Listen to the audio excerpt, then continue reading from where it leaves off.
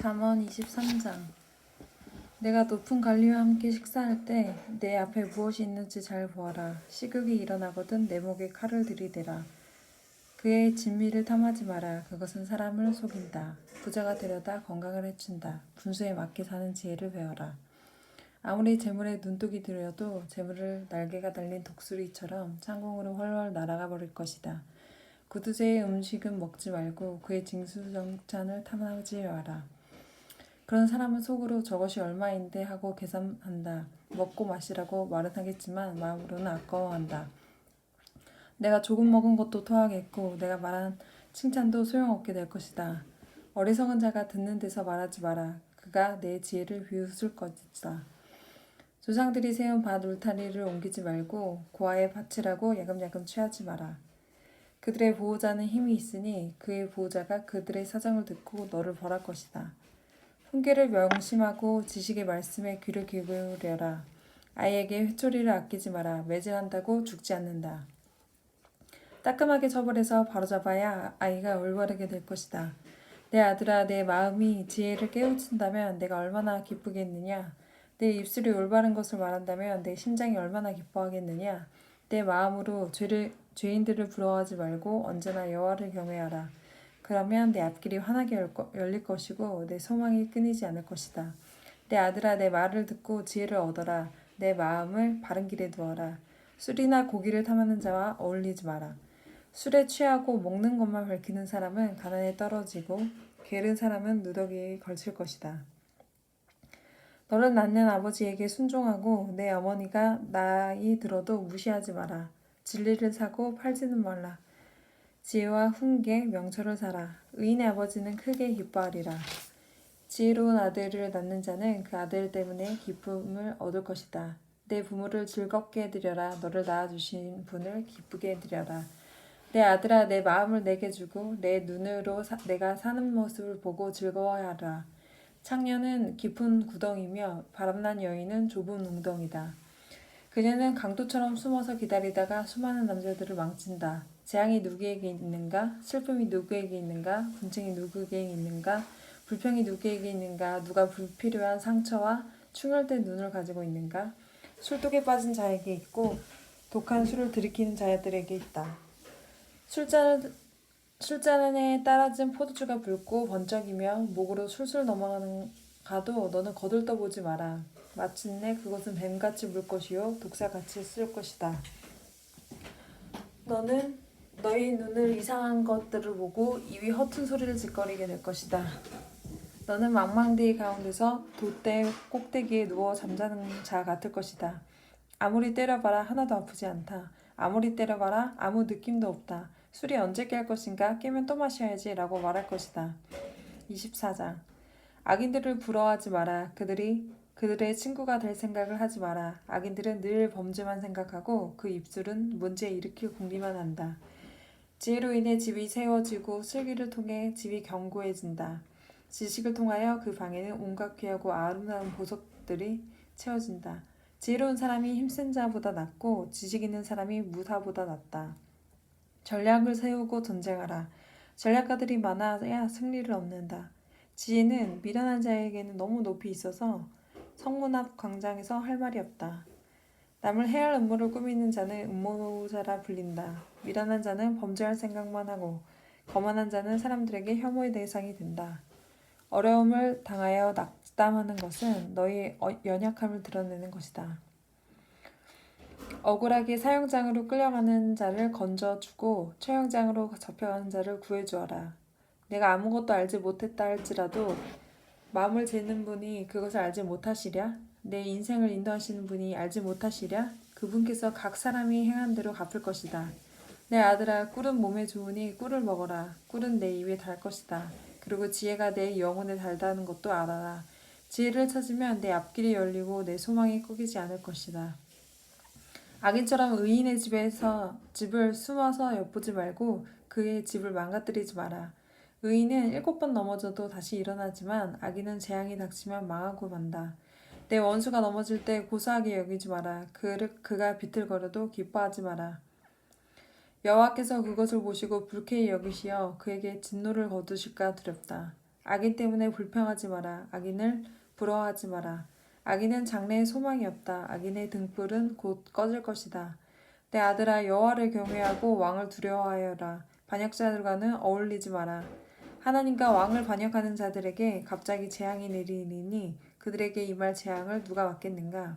이것도 지혜자의 말씀이다. 재판할 때 편드는 것은 옳지 않다. 죄인에게 너는 죄가 없다고 선고한 자는 백성의 저주를 받고 여러 사람을 비난을 면치 못할 것이다. 죄인을 바로 재판하는 자는 형통할 것이며 축복이 그들에게 풍성히 임할 것이다. 적절하게 대답하는 자는 입술에 입맞춤하는 것과 같다. 바깥일을 잘 처리하고 밭일도 잘한 후에 내 집을 세워라. 근거 없이 내 이웃에게 불리한 증언을 하지 말고 내 혀를 놀려 남을 속이지 마라. 그가 나에게 행한 대로 나도 행하고 그가 행한 대로 나도 갚을 것이다 라고 말하지 마라. 내가 게으른 자의 밭과 미련한 자의 포도원을 지나가 보니 가시덤불이 사방을 덮고 잡초가 무성하였으며 돌담은 여기저기 무너져 있었다. 내가 유심히 관찰하고 생각을 많이 하여 깨우친 것이 많았다. 좀 더 자자, 좀 더 졸자, 좀 더 쉬자. 그러면 가난이 강도 때처럼 궁핍이 군사들처럼 너를 덮칠 것이다. 25장. 이것들도 솔로몬의 잠언으로서 유다왕 히스기야의 신하들이 모은 것입니다. 이를 숨기는 것은 하나님의 영광이요 이를 잘 살피는 것은 왕의 영광이다. 하늘은 높고 땅은 깊듯이 왕의 마음은 헤아리기 어렵다. 은에서 찌꺼기를 없애라. 그래야 금속 세공 업자가 쓸만한 은그릇을 만들 수 있다. 왕 앞에서 악한 자를 없애라. 그러면 을을 통하여 왕위가 굳게 세워진다. 왕 앞에서 잘난 체 하지 말고 높은 관리들 자리에 끼어들지 마라. 말 속에서 상석으로 올라오라고 초대받는 것이 대중 앞에서 말석으로 쫓겨 내려가는 것보다 훨씬 낫지 않는가? 내가 눈으로 본 것을 조급하게 법정으로 알리지 마라. 나중에 내 이웃이 너를 망신시키면 어떻게 할 것이냐? 너는 이웃과 다툴 때 남의 비밀을 말하지 마라. 그것을 듣는 자가 너를 망신시킬 것이요 나쁜 평판이 너를 계속 따라다닐 것이다. 경우에 합당한 말은 은 쟁반에 놓여진 금사과와 같다. 지혜자의 책망을 들을 줄 아는 귀에 금고리와 순금 목걸이 같다.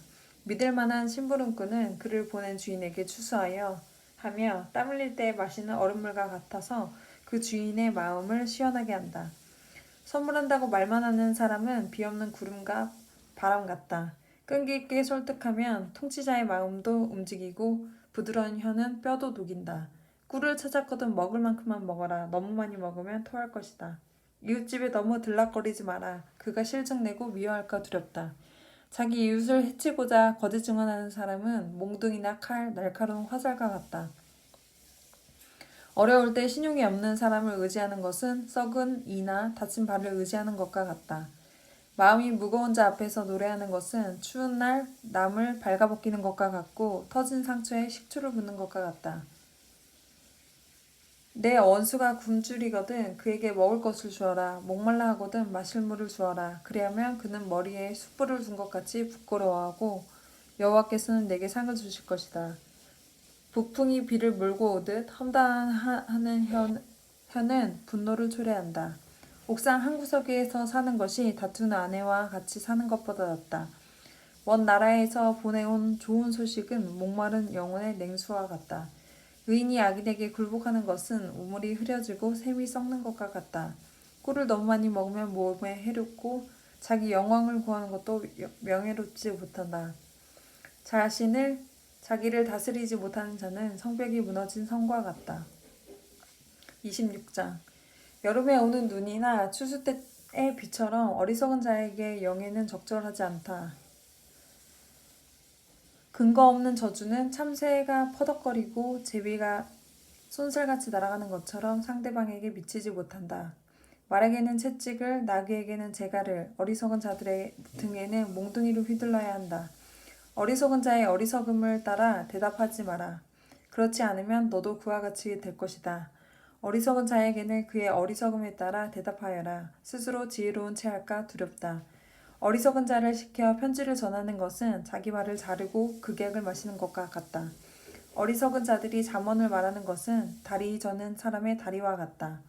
어리석은 자에게 영예를 주는 것은 마치 물매에 돌을 매다는 것과 같다. 어리석은 자들이 잠언을 말하는 것은 술 취한 자가 가시나무를 휘두르는 격이다. 미련한 자나 지나가는 자를 품꾼으로 부리는 자는 활을 마구 쏘는 궁수와 같다. 개가 그 토한 것을 다시 먹듯 어리석은 자는 자기 미련을 되풀이한다. 스스로 지혜로운 체하는 사람을 보았는가? 차라리 그보다는 미련한 자에게 희망이 있다. 게으른 자는 사나운 사자가 길에 있으니 가지 않겠다라고 말한다.